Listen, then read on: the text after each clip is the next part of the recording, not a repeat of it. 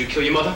No, I didn't. Did you kill your father? No, I loved my parents. I had nothing to do with this. How does it feel to be free Unbelievable, unbelievable, man. Best feeling in the world, man. I've never felt like this in my entire life. Kalvin Michael Smith. The case of Kalvin Michael Smith will send shivers down your spine. Smith was convicted of a brutal assault and robbery in North Carolina in 1997, when he was just 20 years old, a crime he vehemently denied committing. However, despite his protest of innocence, he was sentenced to 29 years in prison. The court's reaction was nothing short of shocking. Despite the lack of evidence, the prosecution secured a conviction against Smith. The judge sentenced him to nearly 3 decades in prison, despite little to no physical evidence linking him to the crime. This was a gross miscarriage of justice that would haunt Smith for over 20 years. As for Smith's reaction to being convicted, it was one of disbelief and despair.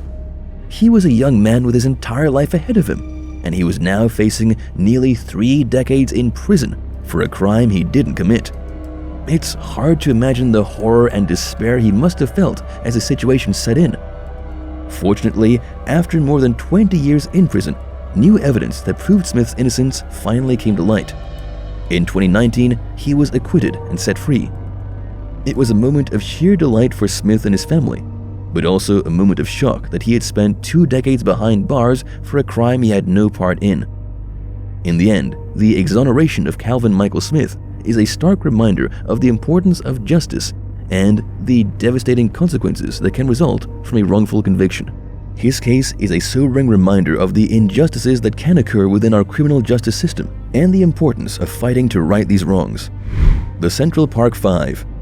The Central Park Five, also known as the Exonerated Five, were 5 young Black and Latino men wrongfully convicted of raping a white woman in New York City's Central Park in 1989. The case was highly controversial then and sparked racial tensions in the city. The crime they were accused of committing was the brutal rape and assault of a 28-year-old white woman who was jogging in Central Park. The victim was left unconscious and severely injured, and the attack received widespread media attention.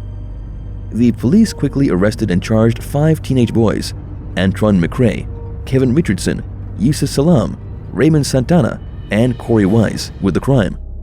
The boys were interrogated for hours without their parents or lawyers present, and the police used coercive tactics to obtain confessions out of them. The court's reaction to the case was swift and severe. The media coverage of the crime had whipped up public outrage, and the trial had become highly politicized. The prosecution argued that the boys were part of a wilding group that had attacked the victim, and they presented DNA evidence that they claimed linked the boys to the crime. All 5 boys were found guilty and sentenced to prison, with Corey Wise receiving the harshest sentence of 13 years in adult prison. The boys and their families were devastated by the verdict, and they maintained their innocence throughout their incarceration. The convicts reacted to their wrongful conviction in shock and disbelief. They had been sent to prison for a crime they did not commit and lost years of their lives. The boys struggled to adjust to life in prison and faced violence and abuse from other inmates and guards. In 2002, a convicted rapist named Matthias Reyes came forward and confessed to the crime. DNA evidence confirmed that Reyes was the sole perpetrator of the assault and not one of the Central Park Five. The 5 men were acquitted in 2002, and their convictions were vacated.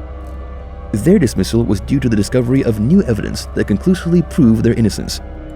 The DNA evidence showed that none of the 5 men had been involved in the crime, and Reyes' confession provided additional evidence of their innocence. The case was a shocking example of how the justice system can fail innocent people. It sparked renewed scrutiny of police interrogation tactics and the use of DNA evidence in criminal cases. Eddie Lowry. The case of Eddie Lowry is a harrowing tale of injustice and a prime example of how the criminal justice system can fail the innocent. Lowry was convicted of murder in Indiana in 1994 when he was just 16 years old. He was accused of shooting a man in a drive-by shooting and sentenced to 55 years in prison. The court's reaction to Lowry's case was nothing short of shocking. Despite lacking evidence connecting Lowry to the crime, the prosecution secured a conviction. The judge sentenced him to a staggering 55 years behind bars, despite his young age and the questionable evidence against him. As for Lowry's reaction to being convicted, it was one of shock and disbelief. He was just a teenager when he was accused and had no idea how to defend himself against the allegations. He spent nearly 25 years in prison, maintaining his innocence. Fortunately, in 2019, Lowry was pardoned and set free. His pardon was due to new evidence that came to light, which proved that he was not involved in the drive-by shooting. It was a shocking revelation that rocked the legal community and provided a glimmer of hope for others who have been wrongfully convicted. The pardon of Eddie Lowry highlights the many flaws within our criminal justice system, including the reliance on questionable evidence and the tendency to convict the innocent.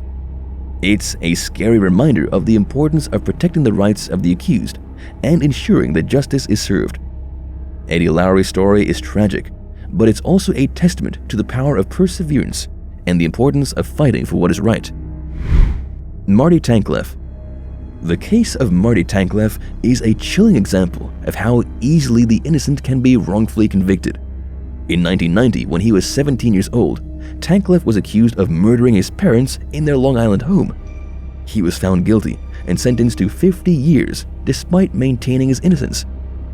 The court's reaction to Tankleff's case was deeply troubling. Despite a lack of physical evidence and several inconsistencies in the prosecution's case, the jury found him guilty. The judge sentenced him to a staggering 50 years in prison, a sentence that would have kept him locked up for most of his life. As for Tankleff's reaction to being convicted, it was one of shock and disbelief. He was just a teenager when he was accused of murdering his parents and had no idea how to defend himself against the allegations. He spent nearly 17 years in prison, maintaining his innocence. Fortunately, in 2007, Tankleff was pardoned and set free. The reason for his pardon was due to new evidence that came to light, which proved that he was not involved in the murder of his parents. The evidence pointed to another suspect, who was eventually arrested and convicted. The exoneration of Marty Tankleff is a sobering reminder of the many flaws within our criminal justice system, including the reliance on questionable evidence and the tendency to convict the innocent. It's a tragic story highlighting the importance of due process and the need to ensure justice is served. Ultimately, Tankleff's case is a testament to the power of perseverance and the importance of fighting for what is right. It's a chilling reminder that the innocent can be wrongfully convicted and must remain vigilant to ensure that justice is always served. Anthony Wright. The case of Anthony Wright is a shocking example of how the innocent can be wrongfully convicted, even in the face of overwhelming evidence of their innocence. Wright was convicted of the brutal rape and murder of a woman in Philadelphia in 1991, despite a complete lack of physical evidence linking him to the crime. He was sentenced to life without any possibility of parole. The court's reaction to Wright's case was deeply troubling. Despite a lack of physical evidence, the prosecution relied heavily on Wright's coerced confession to secure a conviction. The judge sentenced him to life without parole, a sentence that would have kept him locked up for the rest of his life. As for Wright's reaction to being convicted, it was one of shock and disbelief. He maintained his innocence from the beginning and couldn't understand how he had been found guilty of a crime he didn't commit. He spent over 25 years in prison, fighting to clear his name and prove his innocence. Fortunately, in 2016, Wright was pardoned and set free. The reason for his pardon was due to new DNA evidence that was discovered, which proved that he was not involved in the rape and murder of the victim. The DNA evidence pointed to another suspect who was eventually arrested and convicted. The exoneration of Anthony Wright is a stark reminder of the many flaws within our criminal justice system, including the reliance on coerced confessions and the tendency to convict the innocent. It's a tragic story highlighting the importance of due process and the need to ensure justice is always served.